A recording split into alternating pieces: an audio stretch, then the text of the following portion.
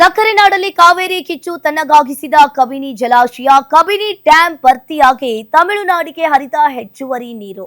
ತಮಿಳುನಾಡಿಗೆ ಹೆಚ್ಚು ನೀರು ಹರಿದಿದ್ರಿಂದ ತನ್ನಗಾದ ಕಾವೇರಿ ಹೋರಾಟ.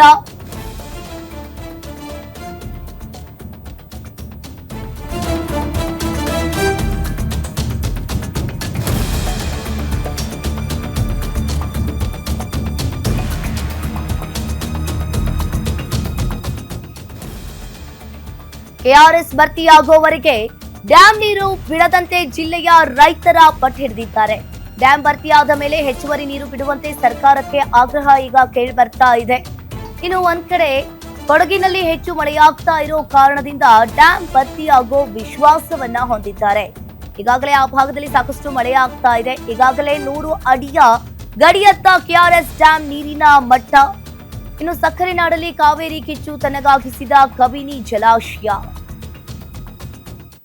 ಒಂದ್ ಕಡೆ ಸಕ್ಕರೆನಾಡಲ್ಲಿ ಈಗಾಗಲೇ ಮಂಡ್ಯದಲ್ಲಿ ಕಳೆದ 4 ದಿನಗಳಿಂದನೂ ಕೂಡ ಕಾವೇರಿಗಾಗಿ ರೈತರು, ಕನ್ನಡಪರ ಸಂಘಟನೆಗಳು ಕೂಡ ಹೋರಾಟವನ್ನ ಮಾಡ್ತಾ ಬಂದಿದ್ದಾರೆ. ಇನ್ನು ಒಂದ್ ಕಡೆ ಈ ಕರಾವಳಿ ಭಾಗದಲ್ಲಿ, ಕೊಡಗು ಭಾಗದಲ್ಲಿ ಹಾಗೂ ಮಲೆನಾಡು ಭಾಗದಲ್ಲಿ ಸಾಕಷ್ಟು ಮಳೆಯಾಗ್ತಾ ಇರುವ ಹಿನ್ನೆಲೆಯಲ್ಲಿ ಈಗ ಕೆಆರ್ಎಸ್ ಭರ್ತಿಯಾಗುವವರೆಗೆ ಡ್ಯಾಂ ನೀರು ಬಿಡದಂತೆ ಜಿಲ್ಲೆಯ ರೈತರು ಕೂಡ ಪಟ್ಟು ಹಿಡಿದಿದ್ದಾರೆ, ಹೋರಾಟವನ್ನ ಮಾಡ್ತಾ ಇದ್ದಾರೆ.